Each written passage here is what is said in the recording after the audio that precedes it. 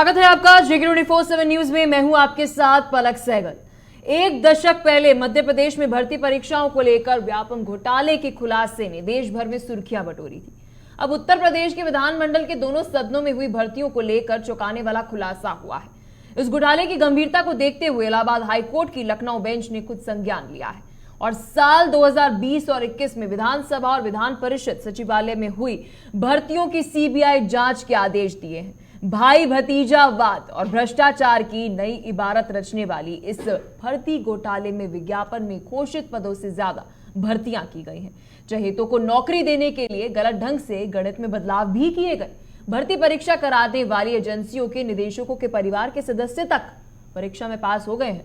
तो विधानसभा विधान परिषद सचिवालय के अफसरों के अलावा शासन के कई अफसरों के परिजनों नजदीकियों को नौकरी मिल गई, मगर मेहनत करके प्रतियोगी परीक्षाओं की तैयारी करने वाले युवाओं के हिस्से मायूसी ही आई है। भर्तियों में फर्जीवाड़े की जांच सीबीआई ने शुरू कर दी है। जल्दी दोनों जगहों पर हुई भर्तियों के दस्तावेज जुटाने के बाद चयनित अभ्यर्थियों को तलब कर पूछताछ करने की पूरी तैयारी है। योगी सरकार की नाक के नीचे हुए इतने बड़े कथित घोटाले ने सरकार के कामकाज पर भी सवालिया निशान लगा दिए हैं। आज इसी मुद्दे पर करेंगे चर्चा, लेकिन इस बीच बड़ी खबर का रुख कर लेते हैं क्योंकि उत्तर प्रदेश से इस वक्त की बड़ी जानकारी सामने आ रही है।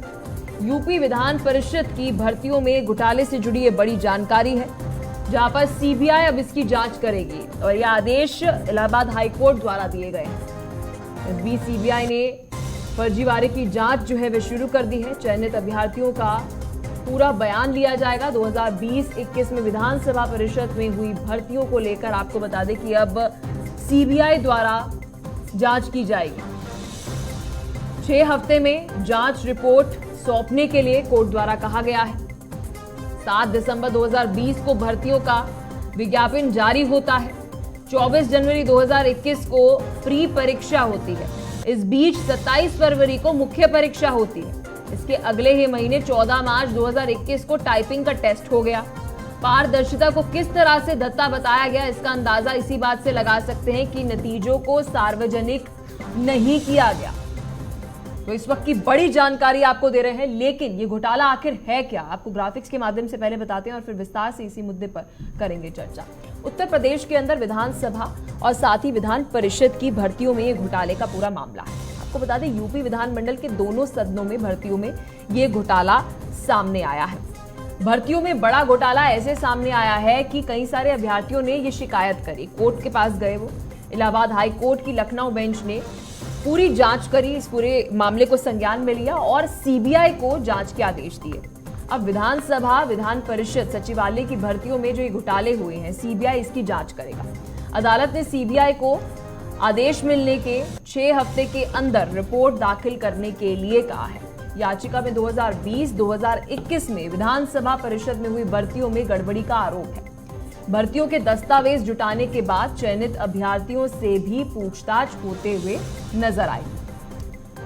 तो फर्जी भर्ती पर अब ये जांच होगी और काफी महत्वपूर्ण ये जांच है, क्योंकि क्वेश्चन पेपर से लेकर आपको बता दें कि परीक्षा के परिणाम तक ये घोटाला जो है वह किया गया है। अब ये धंधलेबाजी जो की गई है ये काफी महत्वपूर्ण है, क्योंकि परीक्षा कराने वालों से लेकर अफसरों के नजदीकियों की भर्ती जो है वह की गई। तो आज विस्तार से इसी मुद्दे पर करेंगे चर्चा। मेहमान हमारे साथ जुड़ चुके हैं, परिचय आपको करा देते हैं। मनोज उपाध्याय नेता बीजेपी से हमारे साथ हैं, मनोज यादव प्रवक्ता सपा से हैं, विजय दुबे हमारे साथ वरिष्ठ पत्रकार जुड़ गए। बहुत बहुत शुक्रिया आप तीनों का अपना कीमती समय देने के लिए और इस महत्वपूर्ण मुद्दे पर चर्चा करने के लिए। मनोज उपाध्याय जी, सबसे पहले मैं आपके पास आना चाहूंगी। बड़ी प्रमुखता के साथ आपकी सरकार भाई भतीजावाद के आरोप जो है दूसरी पार्टियों पर लगाते हुए नजर आती है। आपने तो नियुक्तियों के अंदर भी भाई भतीजावाद जो है वो ले आए, वो तो राजनीति के अंदर लेकर आते थे। आप तो अफसरों के भाई भतीजे, फिर साथ ही जिन परीक्षा करा रहे हैं उनके भी भाई भतीजे नजदीकी जो हैं वे आप ले आए विधान परिषद में, विधानसभा में। नहीं, देखिए पलक जी, इसमें भारतीय जनता पार्टी के श्री मुख्यमंत्री या भारतीय जनता पार्टी की सरकार कहीं ऐसा नहीं है कि हम जो है भाई भतीजेवाद से, ये अधिकारी आज के अधिकारी। हाँ, आपकी बात तो जो अभ्यर्थियों ने कोर्ट में अपनी वो दिया उसके लिए हम बिल्कुल ये जो अधिकारी हैं ये कहीं ना कहीं प्रशासन को कलंकित करने का काम कर रहे हैं। इस नाते हम आपके लिए और सरकारों की तरह हम ये नहीं कहेंगे कि बिल्कुल से आप नहीं, ये जो सच्चाई है उसको हम मानते हैं और सरकार इसमें कोई हस्तक्षेप नहीं करती है, क्योंकि माननीय मुख्यमंत्री जी का तो साफ जीरो टॉलरेंस की जो नीति है, हम उस पर अगर सीबीआई की जांच होती है, कोर्ट ने आदेश दिया है, सीबीआई के जांच पे हम पूरा भरोसा करते हैं और सीबीआई एक अच्छा जांच करते हुए लोगों को न्याय देने की काम करे, इसके लिए हम सीबीआई की पूरी तरह से सहयोग करने के लिए माननीय मुख्यमंत्री जी तैयार है। हम ऐसा नहीं करेंगे जिसका इसके पहले आप देखिए एक समय हमको याद आ जाता है कि जो जिस प्रकार से इंजीनियर यादव सिंह जी, आप समाजवादी पार्टी के बहुत अच्छे समझदार, अखिलेश यादव के बहुत करीबियों में से रहे।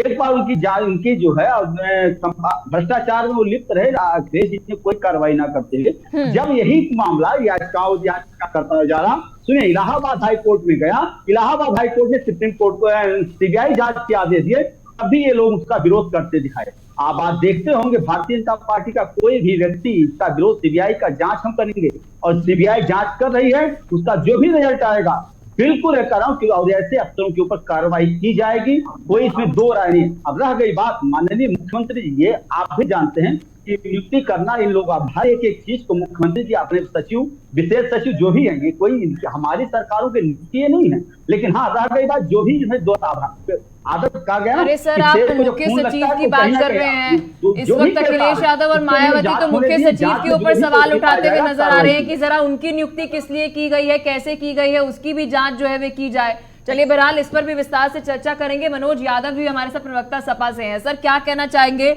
मुख्यमंत्री योगी आदित्यनाथ की नाक के नीचे ये सभी अधिकारी अपनी नजदीकियों की नियुक्ति कर रहे थे? सरकार का कहना है कि जांच हम करवाएंगे और इसमें कोई दोहराई नहीं है कि निष्पक्ष तरीके से ये पूरी जांच होगी।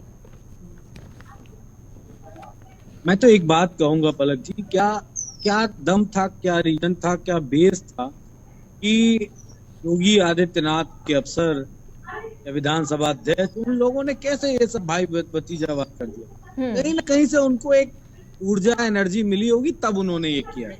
और उस ऊर्जा का नाम शायद आप लोगों को नहीं पता है, मैं बता दे। ठीक है। एक उत्तर प्रदेश में सरकारी नौकरी और विधानसभा सचिवालय में काम करने के लिए लूडो खेल प्रतियोगिता होती है। अगर आप लूडो दिन भर बैठ के मुख्यमंत्री आवास में खेलो तो आपको सचिवालय की नौकरी मिल जाती है। अब आप सोचेंगे कि ये कैसे हो सकता है भाई? योगी आदित्यनाथ के भांजे हैं, वो लूडो खेल प्रतियोगिता करके उनको सचिवालय में नौकरी मिली है। ये मैं आरोप लगा रहा हूँ, आपका चैनल, बीजेपी के लोग पता कर लें, हमारे विजय दुबे जी ये भी पता कर लें कि योगी आदित्यनाथ के भांजे लूडो खेल प्रतियोगिता करके नौकरी पा गए। तो ये अधिकारियों के बच्चे, रिश्तेदार मंत्री के या विधानसभा अध्यक्ष के लोग क्यों नहीं होंगे? क्यों नहीं करेंगे वो बताइए? उनका तो ये धर्म बनता है कि मुख्यमंत्री का भांजा अगर पा सकता है सरकारी नौकरी तो बाकी लोग भी पा सकते हैं। तो उसी आधार पर इस भ्रष्टाचार को आगे पुल्लवित और पुष्पित किया गया। अब बीजेपी के प्रवक्ता, नेता इस बात के लिए कोई शब्द नहीं कहे।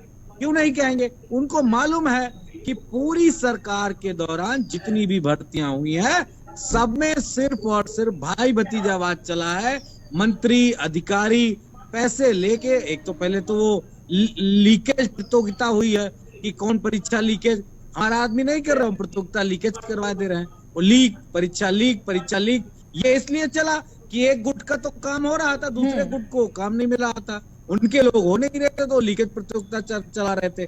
तो ये स्पष्ट है कि इस सरकार के द्वारा अगर पूरी भर्तियों की जांच की जाएगी तो मैं दावे से कह रहा हूं कि कोई भी निष्पक्ष भर्ती मौजूदा 7 सालों में योगी आदित्यनाथ के नेतृत्व में नहीं हुई। विजय दुबे जी क्या कहना चाहेंगे? मनोज जी आपके पास एक बार फिर आऊंगी, क्योंकि नेपोटिज्म का इल्जाम सबसे ज्यादा बीजेपी पार्टी जो है वह कांग्रेस, सपा, मायावती की बीएसपी, कोई ऐसी पार्टी नहीं बची जिस पर नेपोटिज्म का आरोप नहीं लगाती। लेकिन इस वक्त विपक्षी पार्टियों का कहना है, और हाल ही में जो विधानसभा और विधान परिषद के अंदर ये खुलासे हो रहे हैं, इससे पता चल रहा है कि बीजेपी के ही अधिकारी जो हैं इस तरीके से नेपोटिज्म को बढ़ावा दे रहे हैं, नौकरियां दे रहे हैं। जी विजय दुबे जी।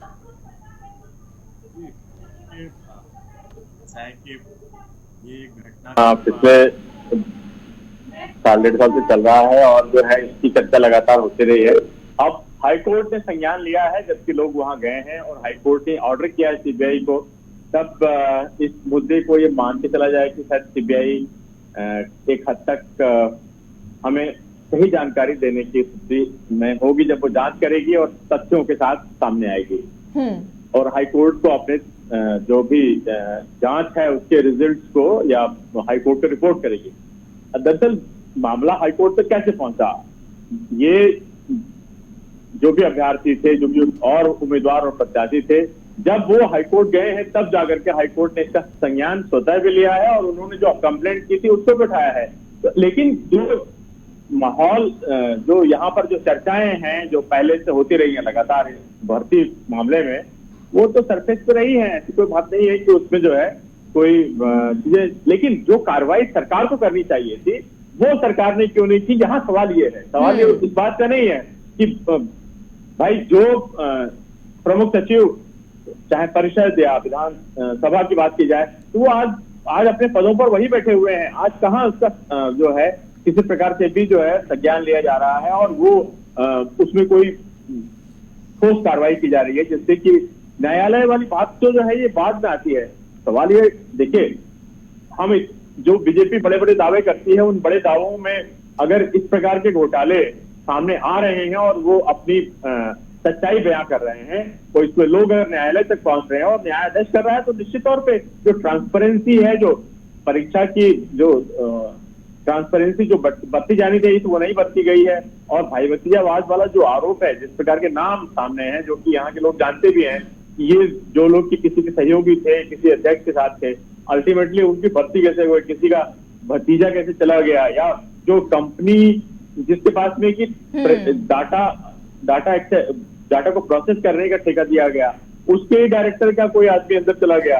अरे भाई, परीक्षा जो है अल्टीमेटली किस मकसद से कराई गई, क्यों कराई गई, और वो जो परीक्षा थी उस पे दाग जो लग रहे हैं, ये एक बड़ी अजीबोगरीब सी बात है। क्या कहना चाहेंगे मनोज उपाध्याय जी? ये समझना मुश्किल है और नामुमकिन सा भी प्रतीत हो रहा है कि आपके ऑफिस में किसकी भर्ती हो रही है और वहां पर भर्ती कैसे हो रही है, किसकी हो रही है, किस तरीके से हो रही है, जो कानून हमने बनाए, जो पूरी रूल बुक हमने दी, क्या उसके तहत हो रहे हैं, इसकी जानकारी वहां के मुख्यमंत्री को ही नहीं है जी।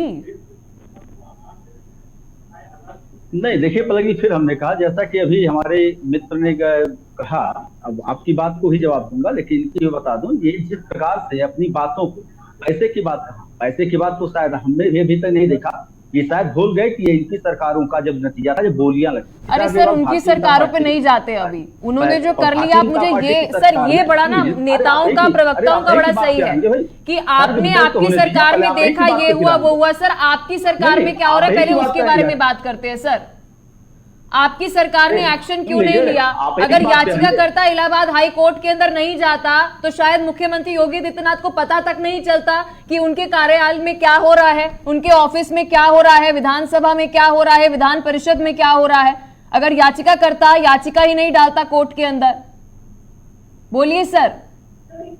हम कह रहे हैं कि मैं कह रहा हूं, मैं यहाँ कुछ कर रहा हूँ, आपको मालूम चल रहा है? आप इस कार्यक्रम की ओनर हैं, आज आप इस ओनर है, मैं यहाँ कुछ कर रहा हूँ, आपको मालूम चल रहा है? नहीं चल रहा है ना? नहीं सर, आप जो बोल रहे हैं उस पर लगाम तो मैं लगा सकती हूँ ना। सुन लीजिए, नहीं सर, आप मेरे कार्यक्रम के साथ इसे मत जोड़िए सर। आप यहाँ पे आधा घंटा मेरे साथ है, जब तक आप जो कह रहे होंगे उसे मैं सुनूंगी। जहां मुझे लगेगा आप गलत बोल रहे हैं, मैं वहां पे आपको टोक भी दूंगी सर। आपकी लगाम एंकर के हाथ रहेगी, लेकिन आप अपने ऑफिस के अंदर, जब ऑफिस का तात्पर्य विधानसभा और विधान परिषद से है, वहां पर इस तरीके की भर्तियां हो रही है और आप मुझे कह रहे हैं कि सीबीआई जांच कर रही है। बोलिए सर। आप सुन लीजिए, वही बता, आपके सवाल का मैंने पहले जवाब दिया। हाँ सर, सपा को मत गिनाइएगा सर, समाजवादी पार्टी को बाद में गिनाइएगा। आपकी सरकार ने क्या किया पहले उसकी रिपोर्ट दीजिए।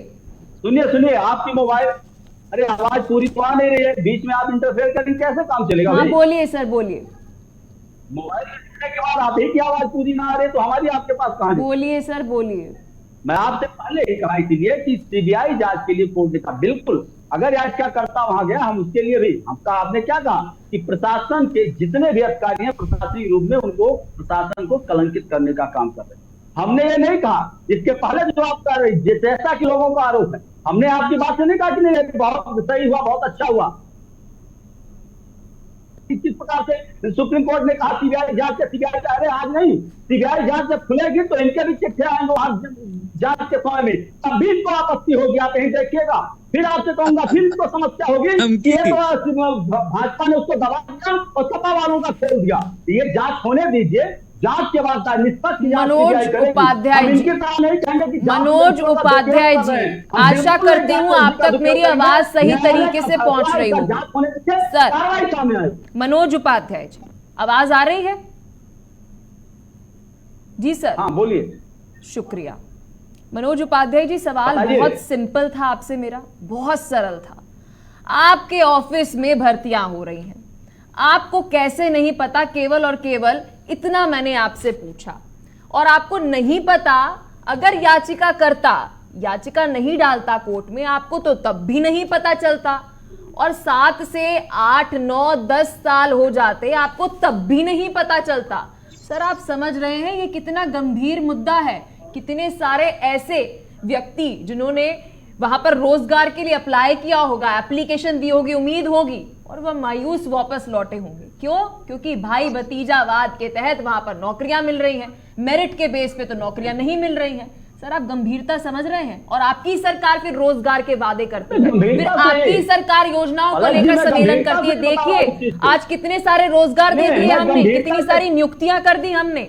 मैं गंभीरता से बता रहा हूँ कि एक नियुक्ति पर सरकार, आप भी जानती हैं, सचिवालय चाहे सपा का रहा हो, बसपा का रहा हो, चाहे जिसका रहा हो, सरकार का अपने जो अधिकारियों के हिसाब से विशेष सचिव, प्रमुख सचिवों के आधार पर मुख्यमंत्री एक एक चीज पर जब उसके संज्ञान में जिस चीज को आता है, एक चीज की नियुक्ति व्यक्त नहीं करता कि लाओ मैं करता हूँ, ऐसा कहीं नहीं हुआ है। लेकिन जब संज्ञान में आया तो भर मुख्यमंत्री के ऊपर, मुख्यमंत्री कहीं रोकने की कोशिश हमने नहीं किया।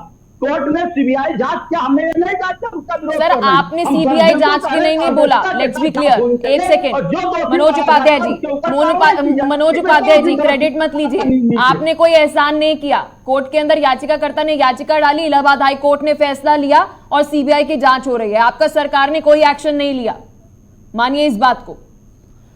मनोज यादव जी क्या कहना चाहेंगे? कौन गुनहगार है? गुनहगार कौन है? सबसे बड़ा सवाल ये उठता है, क्या वो व्यक्ति जो रोजगार के लिए ये आस में था कि विधानसभा या विधान परिषद में उसको नौकरी मिल जाएगी, या गुनहगार हैं हम सभी लोग जो देखते हैं कि जी आज इतनी सारी नियुक्तियां विधान परिषद के अंदर हो गई, इतनी सारी नियुक्तियां विधानसभा के अंदर हो गई, और फिर उसके बाद हम ही बोलते हैं कि देखिए रोजगार तो मिल रहा है। अलग जी, आपकी जानकारी के लिए बता दूं और 2 तथ्य रखूंगा और दोनों तथ्य स्पष्ट हो जाएंगे ईमानदार मुख्यमंत्री कितनी ईमानदारी से काम कर रहे हैं। और मैं तथ्यों के बगैर बात भी नहीं करता। अभी एक घटना घटित हुई, विजय जी को, आदरणीय विजय जी को पता होगा कि येलो जोन अयोध्या जनपद में ड्यूटी करने एक महिला सिपाही आ रही थी, उसके साथ रेप हुआ और रेप के बाद उसको घायल करके ट्रेन के डिब्बे में अपराधी छोड़ के भाग गए। तब भी माननीय हाईकोर्ट ने संज्ञान लिया, उत्तर प्रदेश की सरकार ने संज्ञान नहीं लिया, तब जाके कार्रवाई हो पाई है। अभी कुछ इनकाउंटर हुआ है, एक बात। दूसरी, सिंचाई विभाग का सबसे ज्यादा बाढ़ का पैसा गोरखपुर जनपद में खर्च हो रहा है। ये आप जान लीजिए कि कितने ईमानदार मुख्यमंत्री जी हैं। मैंने इन 2 घटनाओं का जिक्र इसलिए किया कि ईमानदार मुख्यमंत्री की छवि बनाकर बेईमानी का पूरा खेल खेला जा रहा है उत्तर प्रदेश में। और लूडो खोल प्रतियोगिता वाली बात मैंने कही और बीजेपी के प्रवक्ता ने कोई रिप्लाई नहीं किया। इसका मतलब मेरी बात की पुष्टि हो गई कि मुख्यमंत्री के भांजे लूडो खेल सचिवालय में नौकरी कर रहे हैं। ठीक है, ये बात क्लियर हो गई। मनोज उपाध्याय जी, आप अभी प्रतिक्रिया लूंगी, मनोज यादव को अपनी बात पूरी करनी। अरे मुझे अपनी बात पूरी करने दीजिए। उपाध्याय जी चुप रहे भाई, तो क्यों नहीं? अरे ठीक है उपाध्याय जी, आ रही हूँ आपके पास, नहीं किया तो क्लियर हो गया। आ रही हूँ सर। आपको मालूम है लूडो खोल मुख्यमंत्री के भांजे को नौकरी मिली, हमें बताया। अभी आपको उपाध्याय जी कोई आवाज नहीं आ रही थी, आप एंकर को बोल रहे थे, अब आपको मनोज यादव जी की सारी आवाज सुनाई पड़ रही है। ठीक है सर, उपाध्याय जी मैं आपके पास आऊंगी सर, मैं आपको समय दूंगी सर, मैं आपको वादा करती हूँ मैं आपको समय दूंगी। बोलिए यादव जी, अब अपनी बात पूरी कीजिए। इसी तरह पलक जी, इसी तरह 68,000 शिक्षक भर्ती और 69,000 शिक्षक भर्ती जो हुई है उसमें बड़े पैमाने पे घपला हुआ है। इस बात की मैं पुष्टि करता हूं, कई कोर्टों में उनके भी मामले चल रहे हैं कि किस तरह आरक्षण का हिला हवाला किया गया और किस तरीके से भर्ती की गई। ये दोनों बातें स्पष्ट हैं। पर्चा लीक होने के बाद भी परीक्षा को अंजाम दे दिया गया। ये बातें किसी सही बात बोली छिपी हुई नहीं है। तो ये उत्तर प्रदेश बिल्कुल मतलब आतंक का, भ्रष्टाचार का और भाई भतीजावाद का पर्याय बन गया योगी आदित्यनाथ के नेतृत्व में। इसमें कोई शक नहीं है। पलक जी क्या कहना चाहेंगे? विजय जी, यादव जी ने एक बहुत महत्वपूर्ण बात बोली और मैं उसी पर आ रही थी। ये परीक्षा लीक हो चुकी थी, पेपर लीक हो चुका था, उसके बावजूद भी ये परीक्षा हुई। सबसे बड़ा सवाल तो यहीं पर उठ जाता है, क्या आप मान सकते हैं कि वहां की मौजूदा सरकार को इस बारे में जानकारी नहीं हुई कि जी आपका पेपर तो लीक हो गया है? तत्काल प्रभाव से उसको, परीक्षा को आपको या तो स्थगित कराना चाहिए था या तो परीक्षा हो गई उसको मान्य ही नहीं रखना चाहिए था।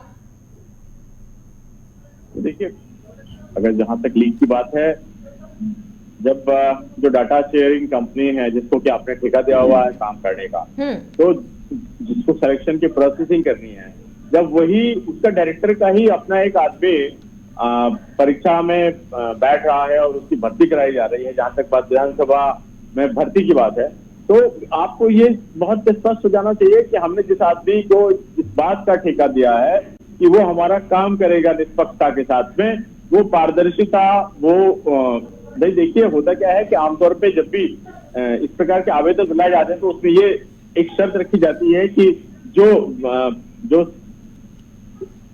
अपने जानने वाले जो रिश्तेदार हैं, जो करीबी लोग हैं, वो इसको पार्टिसिपेट नहीं करेंगे, जो कि आदमी ऑलरेडी परीक्षा करवा रहे हैं, कंट्रोल कर रहा है। ठीक है, ये सब चीजें होती हैं। ये बेसिक बहुत शर्तें होती हैं जिसको कि बिल्कुल सहमत, कहीं ना कहीं वो किया गया, वायलेट किया गया, कहीं ना कहीं उसका उल्लंघन किया गया। ये स्थिति जो है, अगर मान लीजिए जो विधानसभा में अधिकारी हैं, जो विधानसभा के पदाधिकारी हैं, चुने हुए लोग हैं, अध्यक्ष हैं, या जिसके अंडर में प्रशासन चल रहा है, अगर उसी स्थिति में कहीं ना कहीं कोई फेवरिज्म होगा, वहां कहीं ना कहीं लोगों को जान करके, जैसा कि भ्रष्टाचार के आरोप लग रहे हैं, ऐसा कुछ किया जाता है, तो ये होना ही था। और जिस प्रकार से चीजें बाद में खुली हैं, ये तो कोर्ट के ऑर्डर की बात हो रहा है कि ये बातें सीबीआई के सामने आएंगी, वो तथ्यों की जांच करेगी। वो भी इसके बावजूद भी अभी बहुत सारी बातें ऐसी होंगी जिनके ऊपर में कि क्वेश्चन मार्क खड़े होंगे। तो अब ये देखना होगा कि 6 हफ्ते का जो समय दिया गया है सीबीआई को, वो इसमें सीबीआई क्या कुछ सामने रखती है कोर्ट के सामने, क्योंकि कोर्ट के सामने जो रखेगा उस पर कोर्ट के सवाल होंगे और कोर्ट अपना जो है डिसीजन और एक आगे की प्रक्रिया को बढ़ाएगा आगे। क्या तो कहना चाहेंगे मनोज उपाध्याय जी? क्या बीजेपी के लिए महज और महज इस वक्त शासन चलाना सिर्फ पार्टी को जिताना है, सत्ता में आना है, सत्ता को कैसे चलाना है, इस बारे में आप गंभीर नजर नहीं आ रहे हैं? एक बहुत महत्वपूर्ण बात विजय जी ने बोली कि ये नियम है, बाकायदा सख्ती के साथ पालन किया जाता है कि जो कंपनी के पास परीक्षा कराने का टेंडर है, एक बार फिर दोहरा दूं, जिस कंपनी के पास परीक्षा कराने का टेंडर है वह अपने किसी भी नजदीकी व्यक्ति को उस परीक्षा में नहीं उतार सकता है। फिर भी 3 लोग ऐसे थे जिन्होंने परीक्षा के अंदर, भर्ती जब हो रही थी वहां पर उन्होंने परीक्षा तो दी लेकिन उनकी नियुक्ति भी हो गई। सोचिए कैसा संयोग है। बोलिए। नहीं, संयोग बिल्कुल हम कहा ना, जब इस पे जांच का मामला दायर आया तो जांच के दौरान ही हम लोग कुछ इस पे वो करेंगे। ये थोड़ी नहीं कहेंगे हवा हवाई भी, जिस प्रकार से हमारे समाजवादी के मित्र बोलने लगा था, हवा हवाई बिना किसी साक्ष्य के हम किसी चीज पे चर्चा नहीं कर रहे हैं। अगर वो है, हमने कहा ना सीबीआई की जांच है, हम समाजवादी सरकार की तरह हम बिल्कुल नहीं कहेंगे सीबीआई के बीच कोई इंटरफेयर नहीं करेंगे। सीबीआई अपनी जांच रिपोर्ट कोर्ट को देगी, इसमें किसी का कोई रोल नहीं है। मैं आपसे भी मैं पूछ रही हूँ, आपको पता कैसे नहीं था? जनता के भारतीय जनता पार्टी, मनोज उपाध्याय जी, आपकी सरकार को पता कैसे नहीं था? आपके अधिकारियों को पता कैसे नहीं था? आपके मुख्य सचिव को पता कैसे नहीं था? मैं ये पूछ रही हूँ सर। सीबीआई तो जांच करेगी सर, वो तो हो गया। अपने बचाने का है, किसी अधिकारी के ऊपर कोई एक्शन का काम नहीं कर रहे हैं। हम ये कह रहे हैं जो कोर्ट में जो भाई अगर वो कहीं कंप्लेन आती, कंप्लेन के बाद ही कोई जानवर है, हम आपसे भी कह रहे हैं, मैं यहाँ कुछ कह रहा हूँ आपको थोड़ी ना मालूम मैं क्या करूँ। अगर कंप्लेन जाएगी तभी आप, मुख्यमंत्री है कि मुक्ति लेके नहीं बैठेगा या मंत्री किसी प्रकार, क्योंकि वो कब लेके बैठता। मनोज यादव जी क्या कहना चाहेंगे, क्योंकि लगातार बीजेपी के प्रवक्ता मनोज उपाध्याय जी राग लाप रहे हैं कि जी सीबीआई की जांच में हम कोई दखल नहीं करेंगे। बोलिए यादव जी, बोलिए। देखिए मैं पलक जी आपको भविष्य की एक बड़ी बात बताने जा रहा हूं, और आने वाले समय में उसको भी, उस घोटाले को देखिएगा। कई 100 करोड़ का घोटाला होने जा रहा है। इनके एक मंत्री हैं दिनेश सिंह, रायबरेली से ताल्लुक, और उनकी एक कंपनी है जो संविदा कर्मचारियों की भर्ती करने जा रही है। ठीक है। और उस भर्ती को रोक रखा है दिनेश सिंह की कंपनी ने। क्यों रोक रखा है? उस भर्ती को तब ओपन किया जाएगा जब हर प्रत्याशी से 1 लाख रुपए नगद लेने की डिमांड की बात चल रही है। ये मेरे बहुत सारे लोग जो उसमें अभ्यर्थी हैं उनके द्वारा बताई गई, उसको ओपन नहीं किया जा रहा है, ओपन किया जाए। और सुनिए, वो कई करोड़ रुपए का घोटाला साबित होगा संविदा कर्मचारियों का। अरे अभी आई नहीं है, अभी परेशान ना हो, उसको भी एक्सपोज करेंगे। आप सोचिए कि पोर्टल खोला नहीं जा रहा, और पोर्टल इसलिए नहीं खोला जा रहा है कि जब तक पूरी वसूली नहीं हो जाएगी। चलिए ठीक है, मनोज उपाध्याय जी, मनोज यादव जी, बहुत बहुत शुक्रिया आपका। मनीष जी आपका भी बहुत बहुत शुक्रिया, समय में इतनी इजाजत दे पा रहा है। आप तीनों ने अपना कीमती समय दिया इस महत्वपूर्ण मुद्दे के ऊपर और चर्चा करी। बहुत बहुत शुक्रिया आप तीनों का, क्योंकि सवाल काफी ज्यादा महत्वपूर्ण है। फर्जी भर्ती तो हुई, लेकिन फर्जी भर्ती होने के बाद सरकार को इस बारे में कैसे नहीं पता चला, ये सबसे बड़ा सवाल है। आने वाले समय में सीबीआई इसकी जांच करेगी और 6 हफ्तों के अंदर इलाहाबाद हाईकोर्ट को अपनी पूरी रिपोर्ट पेश करेगी। फिलहाल के लिए चर्चा में बस इतना ही। देखते रहिए GK24/7 न्यूज।